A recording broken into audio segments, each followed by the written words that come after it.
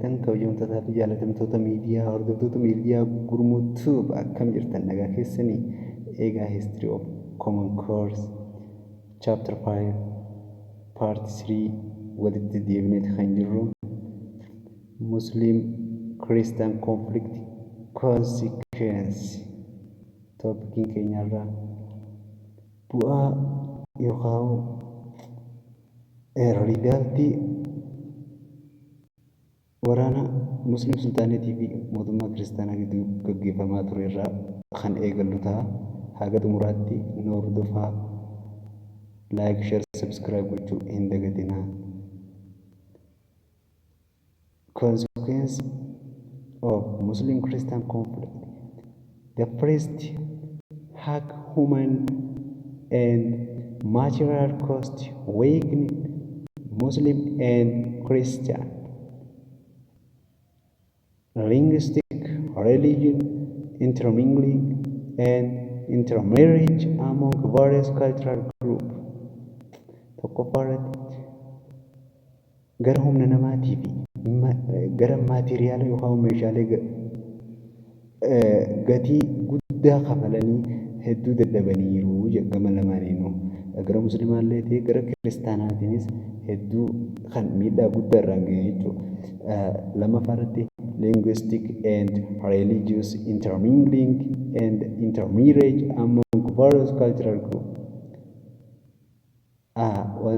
Afaanota garaagaraa amantiilee garaagaraa intermarriage walitti karaa fuudhaa heerumaatiin walitti hidhaminsi guddaan kan jidduu isaaniitti walitti naqamisi yookaan wal simannaan aadaalee afaanii fi fuudhaa heerumaanii fi walitti makamisi gara kallattii baay'eedhaan kan gaggeeffamee ture jechuudha. Kunis riizaaltii war between Muslim Sultanate and Christian Highland Kingdom jidduudhaan argame jechuudha. Sadaffaarratti though Ethiopia was not maritime power, Portugal, Turkish rivalry over Red Sea, Indian Ocean gave the conflict global dimension. Ethiopian not maritime power yoo taatellee Portugalii fi Turkii kan wal dorgommii isaan irratti gaggeessaa turan jechuudha. Kaan gara kiristaanaatti deeggaruun kaan gara musliim sultaanetti deeggaruudhaan Red Sea fi Indian Ocean jala galchuudhaaf jecha kan tattaaffii guddaa isaan sababeeffachuudhaan taasifamaa ture jechuudha. Afuraffaan Christian ruler might have required alliance with Roman Catholicism as tactic to get weaponry and training.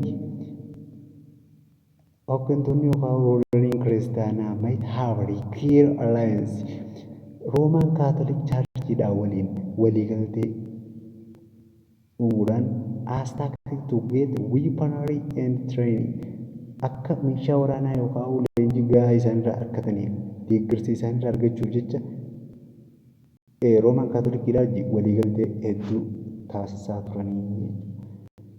Shanaffaan some Jesuit missionary with their bishop Andres Davido came to Ethiopia in 1557 to expand Catholicism. Missionary yookaan kan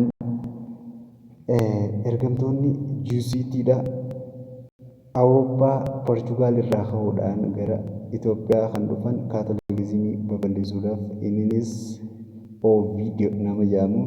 Davidoon kun kan bara 1557tti Galaadiyoos dhufee Kaatolikizimii akka qabatuuf dirqaa ture jechuudha.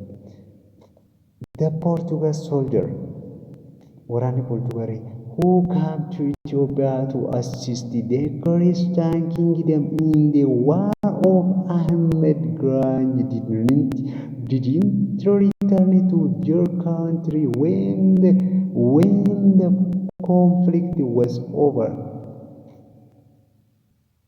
Portugal solderiin Itoophiyaatti mootummaa kiristaanaa kana deeggaruudhaaf kan dhufan waraana amma giraanyee kana akka isaan deebisuu hin dandeenye hubatanii kan deeggaruudhaaf dhufanii ergama isaanii keessatti babal'ifachuudhaaf kaatolikizimii Itoophiyaa babal'isaniif waraana amma giraanyee kana irraa cabsuudhaan wanni yaadanii turan waraana amma giraanyee irraa cabsuudhaan booddeerra amantii kaatolikizimii illee Itoophiyaa akka dhaalchisaniif yaadaniiti jechuudha ergama kana keessatti baatuudhaaf kan carraa saniif fayyadamanii dhufanii jechuudha mishiinaroonni. Rather they stayed in Ethiopia. Caalatti maali isaan Itoophiyaa keessa kan turanii fi invite the Catholic missionary known as the Jesuit to come to Ethiopia. Akka Jesuitii yookaan warreen sila hooggantoonni amantii kaatolikizimii babal'isuudhaaf deeman akka gara Itoophiyaa dhufanii as turan kan afeeranii jechuudha gaafa dhufanii. Leading missionary who played key role to evangelize Ethiopia include Joe Bermudez, Ovidio Peropes, Alfonso Mendes. Namoonni kunneen wal duraa duubaan kan Itoophiyaa gara kaatolikizimii jijjiiruudhaaf yaalii hedduu taasisanii turanii jechuudha. During this time, yeroo kanatti different rule of the Christian kingdom like the Dingil and Jacob showed their interest to be converted the Catholic. Yeroo gaafanii fi ergamtoonni kanneen dhufan roorroon gara musliimaa fi gareen biraarraa illee waan itti cimaa dhufeef jecha kan amanuullee yookaan gara kaatolikizimii fudhachuuf illee kan yaadanii jira. Dingil fa'aa waggaa takkaaf ture irraa kan bu'eedha malee inni kan fudhatee turedha jechuudha amantii kaatolikizimiidha. Garuu immoo seenaa irratti beekamee aangoo yeroo dheeraaf waan irra turaniif jecha dilas wanni maqaan isaa dhahamee jiru jechuudha. Kanaafuu warreen sila fudhachuu yaalanii jechuudha jarreen kunneen. It was however yeroo kanatti King Susenyos who officially declared Catholicism to be the state religion in 1622 bara 1622 keessa amantii kaatolikizimii akka official religion yookaan amantii mootummaati jechuudhaan kan labsee jechuudha. Eenyu Kingi Susenyos kan jedhamu kuni nama kiristaanitii kaatolikii jechuudha. Catholic missionary accept godhe jechuudha Susenyosiin. Okay. Following his conversion, Orthodox practice such as kaatolikizimiin akkuma amantii mootummaa haa taatu jee mootichi gaafas ture bara 1622 keessa Susenyosiin labsee tureen ergasii piraktikaala gaafanii fi hojiitti seenan jechuudha. Waan baay'ee takka kan jijjiiranii jechuudha. Seera duraan akka ortodoksiitti ture san gara kaatolikizimii gaafa jijjiiran waan baay'ee takka jijjiirame sunis maal fa'aa kanneen as jalatti ilaallu kanadha jechuudha. The male circumcision, fasting on Wednesday and Friday, this preaching and observance of Sabbath were prohibited and condemned as the heresies. Kunis akka dhagna qabaan dhiirotaa hin gaggeeffamne gochuufaa fasting Wednesday and Friday akka soomanan fa'aa gochuu giiziin preaching yookaan lallabaan afaan giiziidhaan chaarchiidhaan lallabamu kun akka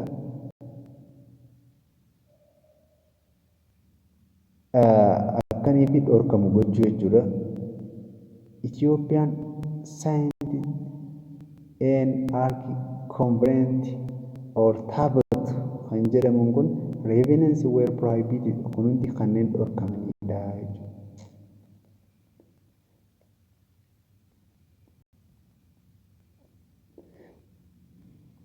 eating pork, Latin Mass and Gregorian calendar were ordered to be adopted. Yeroo kana keessa egaa piraaktikiin hojjetamee ture akka foon booyyee nyaatamuu fi Laatiin Maasiin akka itti fayyadamanii fi akkasumas Gregorian calendariitti Itoophiyaan calendariirraa gara Gregorian calendariitti akka fayyadaman fa'aa jijjiiruudhaaf yaalii guddaan taasifamee ture jechuudha bara Suusiniyoos keessa. Kanarraa ka'uudhaan consequently even the imperial follower including his son Fasilides opposed and the civil war followed. Practically irratti kanatti bobba'uu kanaa fi kaatolikizimiin biyya balleessuu kanaaf jecha kan mormiin cimaan jiraattotaa fi ilma isaa Faasilides illee dabalatee gaggeeffamaa ture jechuudha mootii Suusiniyoos kanatti. Controversies, rebellion and subjugation mountain. Controversy, rebellion and subjugation mounted and state come to falling apart verge after 1625. Ega controversy, rebellion, subjugation mounted, akkasuma state come to falling apart verge after bara 1925 boodattee jechuun kan itti cimaa dhufe jechuudha. Rebelliiniin guddaan biyyattii keessatti haga mootummaan kun if daddabee kufuu takkatti kan warraaqsi jabaan itti ture jechuudha bara sana. Many Britons lost their lives in one day in June bara 1632tti. Qonnaan bultoonni hedduun akka malee kan irra dhumatan bara 1632 waan day guyyaa takkitti juun keessa jechuudha. Kan miidhaan guddaan irra geessa sababa sanitti Faasilidasiin ilmi Suusiniyoos kun jechuun abbaa isaa fonqolchuudhaan aangoo qabate jechuudha. Finally Emperor Suusiniyoos abdicated throne aangoo irra kan buufamee fi ilmi isaa Faasilidas aangoo kan qabate jechuu isarraa dhaaluudhaan Fasilides restored Orthodox position as state religion, expelled Jews and punished local converts, including Suusinius' brother and the most fervent Catholic supporter Telechristos. Kana jechuun Fasilidasiin kan amantii mootummaa Ortodoksiin amantii mootummaa haa taatu jedhee irra deebi'ee restoor godhee haaromse jechuudha. Seera duraanitti kan deebise. Egaa bakka abbaan isaa yookaan Suusiniyoosiin dhufee Kaatolikizimii qabate kun dhufee gara restoration Orthodox positionii godhee jechuudha. Fasilidasiin kun akkasitti religiinii taatu godhee expelled Juseetiin godhee yookaan Juseetii ergamtoota Kaatolikii sana akka biyya keessaa ari'aman godhee biyya keessaa kan baasee fi punished local converts warreen sila Kaatolikizimii qabatan warreen naannichaa kan akka obboleessa abbaa isaa yookaan adeera isaa Saayile Kiristoos namticha jedhamu kan isaan deeggaraa ture jechuudha. Duraan Kaatolikizimii kan deeggaraa ture kan namticha kana ija uummataa duratti kan fannise jechuudha. Faasilidasiin jechuudha obboleessa abbaa isaa yookaan adeera isaa Saayile Kiristoos kana ija uummataa duratti fannisuudhaan warraaqsa uummanni duraan rebelliinii uummanni itti ture san kan qabbaneessuu danda'e jechuudha Faasilidasiin.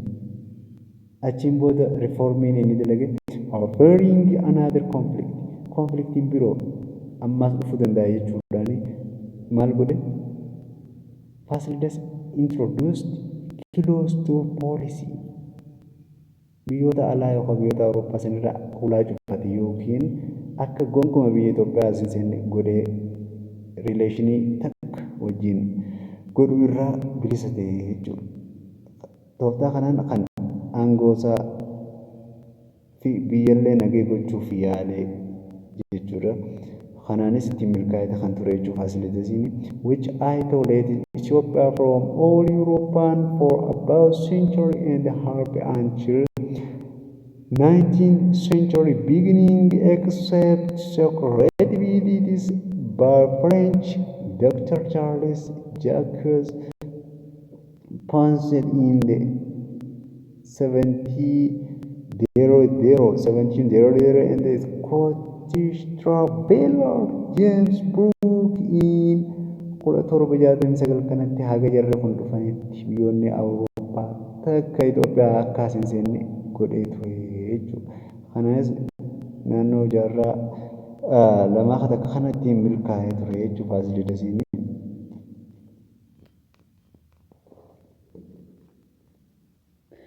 Jesuit legacy later divided the Ethiopian Orthodox Church into disputant sects during era of the Prince.